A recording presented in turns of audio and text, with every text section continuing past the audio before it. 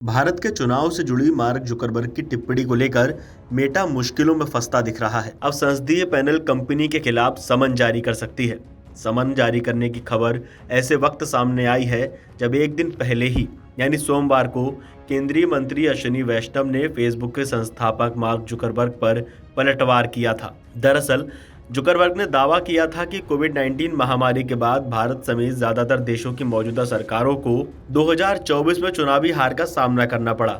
मंत्री ने कहा था कि उनका बयान तथ्यात्मक रूप से गलत है। संचार एवं सूचना प्रौद्योगिकी संबंधी संसदीय स्थायी समिति के अध्यक्ष और भाजपा सांसद निशिकांत दुबे ने कहा कि मेटा को गलत सूचना फैलाने के लिए माफी मांगनी होगी। मेरी समिति इस गलत जानकारी के लिए मेटा को बुलाएगी।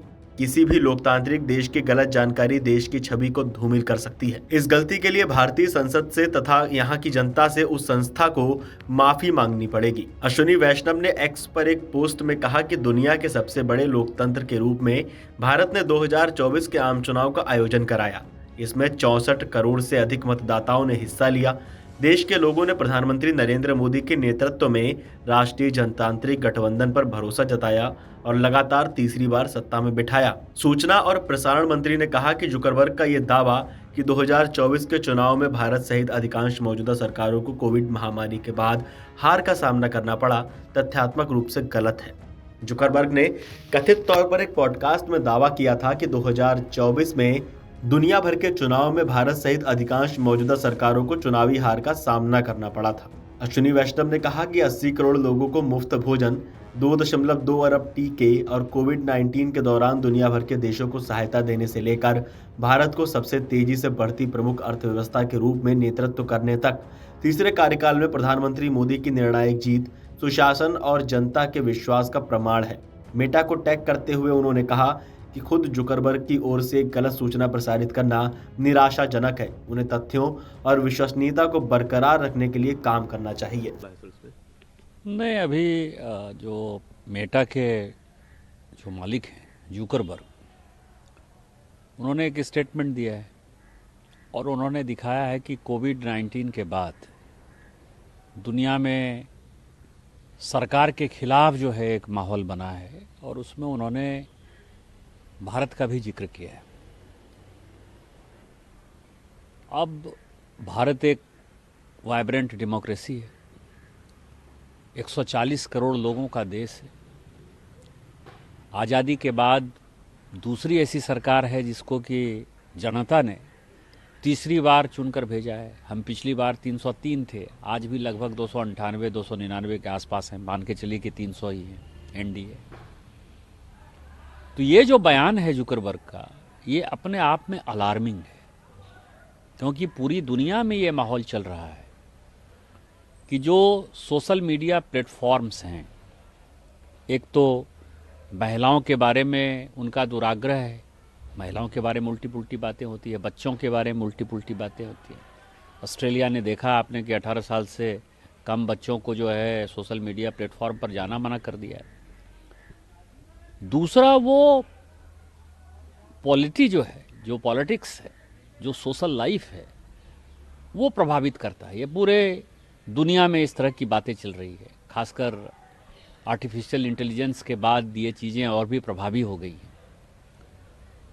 उसमें इस तरह का बयान ये दिखाता है कि वो भारत के लोकतंत्र पे वो इंटरफेयर कर रहा है और पूरी दुनिया को वो गलत जानकारी देके गुमराह कर रहे हैं कि हम जो है भारतीय जनता पार्टी या एनडीए लूज की है।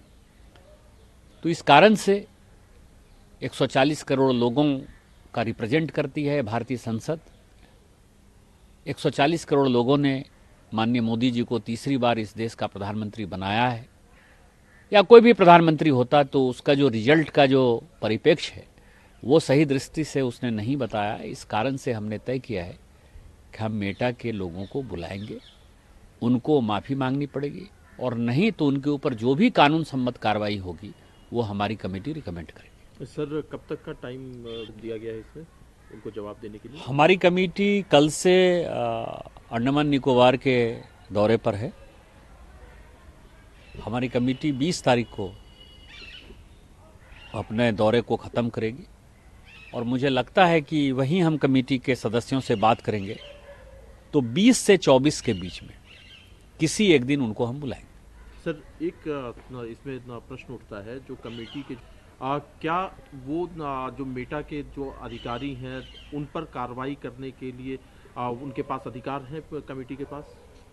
कमेटी के अधिकार भारतीय संसद के अधिकार है, और भारतीय संसद जो है एक सॉवरेन पावर है, तो संसद के अधिकार को जो है कोई दूसरा देश चुनौती नहीं दे सकता। यदि भारतीय संसद चाहे तो वो कोई भी डिसीजन ले सकता है। आप समझिए, ऑस्ट्रेलिया में ये लड़ाई हुई कि आप पब्लिशर हैं कि इंटरमीडियरी हैं, आपको पैसा देना पड़ेगा, और ऑस्ट्रेलिया की संसद ने यह तय कर दिया कि आप पब्लिशर हैं, आपको पैसा देना पड़ेगा। अमेरिकी संसद ने जो है यदि इनके ऊपर टैक्स लगाया तो इनको टैक्स देना पड़ा, नहीं चाहते हुए भी इनको टैक्स देना पड़ा।